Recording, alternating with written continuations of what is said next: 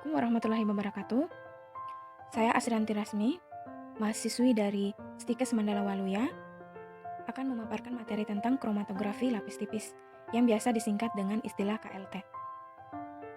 Secara umum, kromatografi digunakan untuk memisahkan substansi campuran menjadi komponen-komponennya. Pemilihan teknik kromatografi sebagian besar bergantung pada sifat kelarutan senyawa yang akan dipisahkan. Semua kromatografi memiliki fase diam, dapat berupa padatan atau kombinasi cairan padatan, dan fase gerak berupa cairan atau gas. Fase gerak mengalir melalui fase diam dan membawa komponen-komponennya yang terdapat dalam campuran. Komponen-komponen yang berbeda bergerak pada laju yang berbeda. Jadi untuk kromatografi ini terdiri dari beberapa, yaitu yang pertama kromatografi gas, kromatografi kolom, dan kromatografi lapis tipis. Nah, untuk kromatografi lapis tipis, fase gerak yang digunakan adalah merupakan berupa cairan, sedangkan untuk fase diamnya yaitu berupa padatan, yaitu lempengan. Kita langsung saja ke kromatografi lapis tipis. Kromatografi lapis tipis atau KLT merupakan cara pemisahan campuran senyawa menjadi senyawa murninya dan mengetahui kualitasnya, dan kromatografi ini juga merupakan analisis cepat yang memerlukan bahan sangat sedikit, baik penyerap maupun cuplikannya. Nah, adapun keuntungan dan kerugian dari kromatografi lapis tipis yaitu yang pertama keuntungannya, KLT lebih banyak digunakan untuk tujuan analisis, yaitu berupa analisis senyawa-senyawa pada sampel tanaman, dan identifikasi pemisahan komponen dapat dilakukan dengan bereaksi warna, fluoresensi atau dengan radiasi menggunakan sinar ultraviolet. Dapat dilakukan elusi secara mekanik, menurun, atau dengan cara elusi 2 dimensi. Ketepatan penentuan kadar akan lebih baik karena komponen yang akan dibutuhkan merupakan bercak yang tidak bergerak. Hanya membutuhkan sedikit pelarut, biaya yang dibutuhkan terjangkau, jumlah perlengkapan sedikit, preparasi sampel yang mudah. Nah, untuk percobaan kromatografi lapis tipis, dia hanya menggunakan perlengkapan yang sedikit, yaitu menggunakan lempeng, menggunakan chamber, kemudian pelarut, sampel, dan alat bantu lainnya, yaitu kurang lebih sedikit. Dia lebih hemat dari percobaan-percobaan kromatografi yang lain. Ini merupakan percobaan yang sangat sederhana. Nah, adapun kerugiannya yaitu butuh ketekunan dan kesabaran yang ekstra untuk mendapatkan bercak atau noda yang diharapkan. Kedua, butuh sistem trial and error untuk menentukan sistem eluen yang cocok. Kemudian memerlukan waktu yang cukup lama jika dilakukan secara tidak tekun. Atau logam atau plastik yang keras yang merupakan fase diam.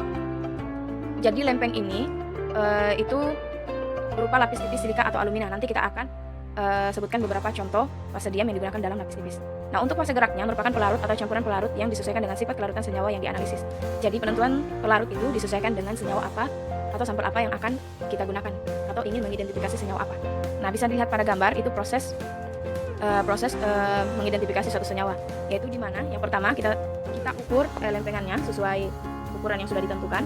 Kemudian kita lakukan penotolan pada lempeng, penotolan ekstrak yang bisa dilihat pada gambar. Nah, itu kita akan melakukan penotolan. Kemudian kita akan celup lempeng ke dalam chamber dengan disediakan pelarut di dalamnya. Nah, pelarut ini tidak boleh menyentuh atau sampai di permukaan ekstrak yang telah ditotolkan. Jadi kurang lebih ada jarak antara pelarut dengan ekstrak tempat penotolan ekstrak. Nah, setelah beberapa menit, pelarut ini akan bergerak ke atas, kemudian akan membentuk beberapa warna yang merupakan warna pada lempeng bisa terjadi lebih dari satu warna.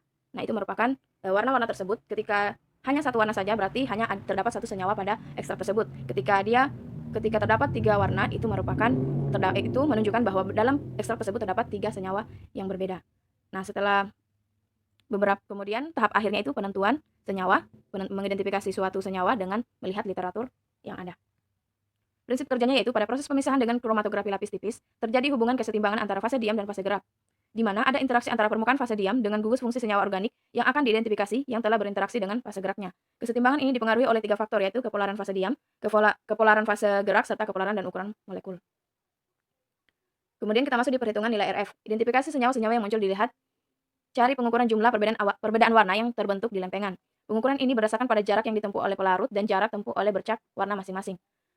Nah, bisa dilihat pada slide di mana perhitungan nilai RF yaitu RF sama dengan jarak yang ditempuh oleh komponen dibahagi dengan jarak yang ditempuh pelarut.